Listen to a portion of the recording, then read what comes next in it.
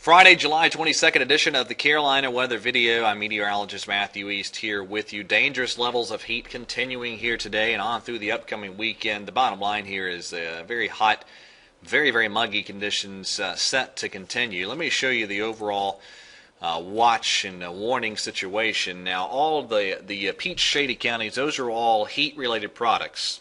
For places like Charlotte and Greensboro, it is a heat advisory. And for places like Raleigh and toward Wadesboro and Rockingham and points east through Fable and into the coastal parts of the region, it is an excessive heat warning.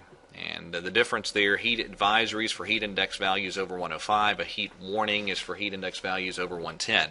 Again, any way you look at it is going to be dangerously hot again today. Across the country as a whole, some thunderstorms rumbling through the plains and the Midwestern states. Very quiet this morning here across our part of the world.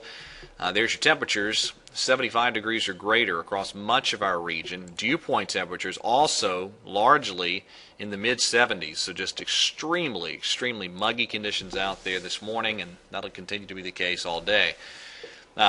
The upper air pattern today, just sort of a broad ridge here across our part of the country, and that'll hang on through a good chunk of the weekend. This is Saturday evening, but I still think the ridge erodes a bit early next week, so we'll see a slight break in the heat Monday, Tuesday, Wednesday or so. But here we are as we get toward the second half of next week. That ridge by Wednesday afternoon begins to build back in, and here we are Thursday and Friday, Saturday, and this is actually Saturday evening, that big ridge sitting right overhead. So after just a slight break in the heat, the first half of next week, I think the second half of next week sees the heat build back in again.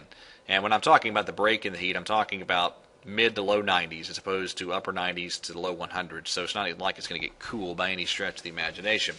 Today, hot and humid. We're talking highs for the Interstate 85 corridor, 98 to 100 degrees in most spots. For the Interstate 95 corridor, it's 100 to 103 or 4 degrees.